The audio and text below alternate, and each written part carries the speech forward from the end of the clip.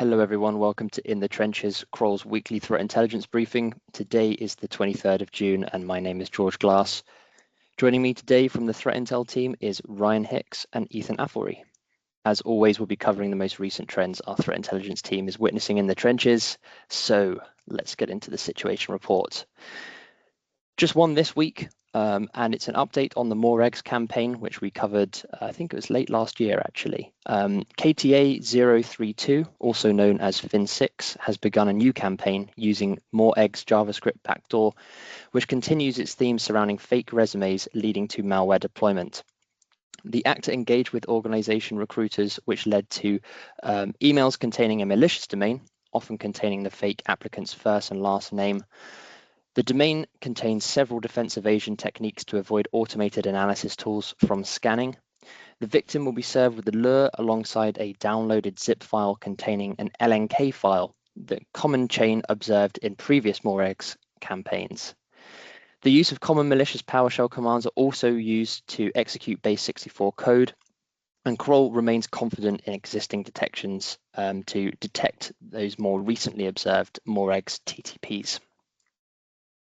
Remember, if you have any comments or questions, please do get in touch with us using cti@kroll.com. So let's get into the rest of the briefing. I will be updating you on the latest KTA 243, aka Scattered Spider, attacks allegedly targeting the insurance industry. I also have an update on the Iran-Israel conflict. And finally, I'm filling in for Mukesh this week to briefly cover a RCE vulnerability in Veeam. Ryan will be covering a vulnerability affecting SiteCore, and Ethan has a ransomware roundup on Fog this week. So let's get into these new Scattered Spider attacks. A recent post from Google's threat intelligence group suggests that the cybercriminal group known as Scattered Spider, which we track as KTA 243, may now be targeting the insurance industry. The group is known for its decentralized structure, English-speaking, potentially teenage members, and has recently partnered with the ransomware cartel DragonForce, significantly boosting its capabilities to cause havoc. KTA 243 is notorious for using social engineering tactics such as SIM swapping, MFA fatigue attacks, also known as MFA bombing, to gain access, and the recent activity, including the breaches to the UK retail sector, and now similar tactics are being observed in attacks on US insurance firms, which is to socially engineer the help desk. Notable incidents include cyber attacks on Erie Indemnity, Philadelphia Insurance, and Scania's insurance arm, with stolen data already surfacing on the dark web for the last one there. These attacks haven't been officially linked to Scattered Spider, but the group's history of targeting one sector at a time suggests more insurance firms could be at risk if this is the case. Again, to defend against these attacks, we do recommend to enforce least privilege access, deploying FIDO2 authentication, that's phishing resistant authentication, especially to privileged users.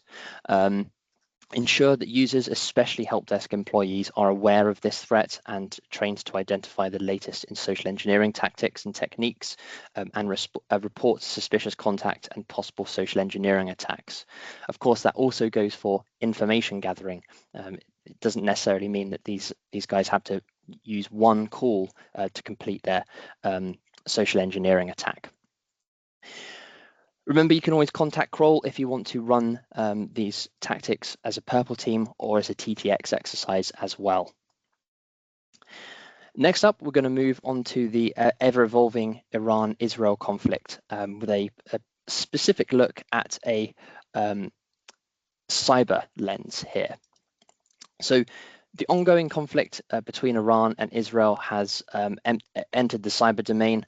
Of course, over the last week, we've seen a number of airstrikes and retaliatory strikes from Iran.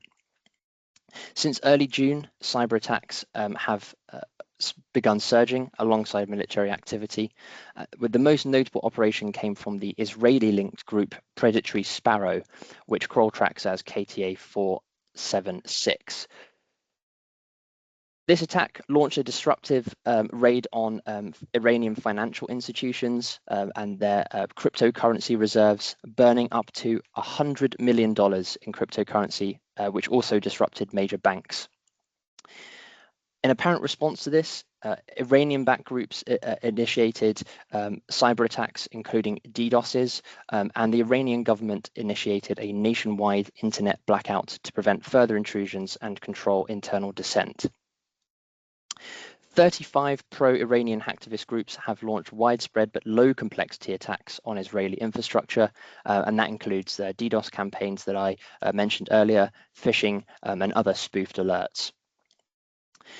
Two groups particularly stand out. That's KTA 193 or Arabian Ghost, which disrupted Israeli radio broadcasts, and KTA 310, known as the Cyber Avengers, which US officials warned could pose a threat to American infrastructure also. These developments sort of highlight the broader trend here. Cyber does tend to follow kinetic warfare, as seen in Ukraine and now indeed the Middle East. Cyber operations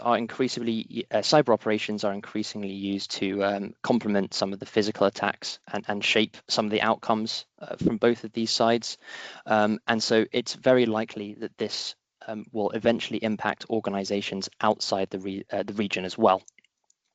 In the bulletin, we include a link to a detailed geographical and cyber report, which we really highly recommend you read. And lastly from me, another vulnerability in Veeam Backup, Veeam Backup, which is a remote code execution vulnerability. It has a CVSS score of 9.9 and is tracked as CVE 2025-23121. This impacts versions 12.3.1.1139 and all earlier version 12 builds, and it allows an authenticated domain user to execute code on the Veeam backup and replication server. This vulnerability was discovered and responsibly disclosed by security researchers at CodeWhite and Watchtower, and we expect that those two organizations will eventually release a technical breakdown of the vulnerability. One thing to really make clear here is that in our IR work, we often see that Veeam is a highly targeted piece of software by especially ransomware groups, as it contains obviously backups and typically has highly privileged accounts associated with it as well. So this is one to patch at the earliest opportunity. With that, I'll now hand over to Ryan to talk about some SiteCore vulnerabilities. Over to you, sir. Thanks, George. Vulnerability researchers at Watchtower have disclosed an exploit chain in SiteCore experience platform that could be trivially exploited to gain remote code execution. So this is a chain of 3 vulnerabilities. The numbering is shown on the left side there, and the highest CVSS score is 8.8 of the 3, which is a high severity. We've also stated below that it's a high likelihood for exploitation, mostly due to its trivial nature. So the vulnerability chain itself, or the exploitation chain rather, begins with hard-coded credentials for the services API user, where the password is just the letter B. So attackers can essentially brute force these credentials quite easily in seconds, gaining authenticated access despite the account having no assigned roles. And this access enables the 2 additional vulnerabilities that could be exploited. The first is a path traversal flaw via a malicious zip file uploads. If it's uploaded to a specific directory, this could allow for arbitrary file writes to webroot. And the second flaw is an abuse of the SiteCore PowerShell extension with its unrestricted file upload feature if that part is installed. So that's kind of a requirement of that third vulnerability. And that could be used to deploy web shells, those kind of upload features. So the research also notes that this could impact over 22,000 exposed instances, and SiteCore have patched the issue, or the issues rather, in version 10.4.1 after private disclosure with the researchers.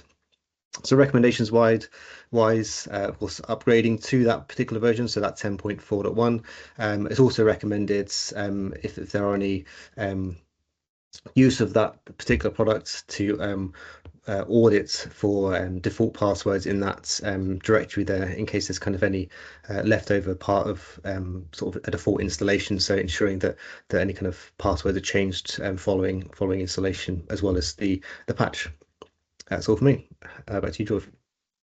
Thank you, Ryan. Particularly nasty vulnerability there, and a very popular piece of software. Thanks very much for that. And last but by no means least, Ethan, I'm going to hand it over to you to talk about fog. Over to you, sir. Thanks, George. The recent fog ransomware attack diverges from traditional ransomware playbooks, as it was not your average smash and grab operation. Instead of relying solely on custom malware, fog actors blended in by using a creative mix of legitimate and open source tools. Among them was SiteCore, a real employee monitoring application used in businesses to track keystrokes and screen activity. It was repurposed by attackers to harvest credentials, essentially turning a workplace surveillance tool into a weapon. They also deployed GC2, a post-exploitation backdoor that communicates through Google Sheets and Microsoft SharePoint, tools that look perfectly normal in a corporate environment. This kind of living off the land approach, using trusted tools already present in the network, allowed fog to evade detection and blend in with everyday traffic. What is especially unusual is that the attackers didn't just encrypt files and vanish, they established persistence after the ransomware was deployed, suggesting they may have been interested in espionage as they were in extortion. In fact, analysts noted similarities with attacks carried out by Chinese state-linked actors, where ransomware served as more as a distraction than the end goal. So what does this mean? Not that this is majorly a new thing, but non-state attackers may be becoming more creative, more patient, and more subtle. They're not just barging through the front door, they're sneaking in the back and watching quietly. For defenders, this may mean monitoring not just for malware, but for misused legitimate software, as living off the land, again, is nothing new, but may be evolving. Thank you, George. Thank you very much, Ethan. Excellent stuff. That's all we have time for this week. Remember, if you have any questions, please remember to contact us at cti@kroll.com. Thank you for Ethan and Ryan for presenting, and we will see you next week. Have a great day.